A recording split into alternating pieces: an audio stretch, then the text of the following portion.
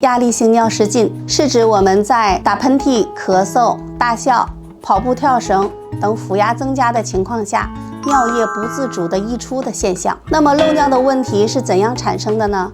大多数是盆底肌松弛了，是身体向我们发出的一个信号。盆底肌它是一个复杂立体的肌肉群，承担着承托我们腹部脏器器官的一个重要作用。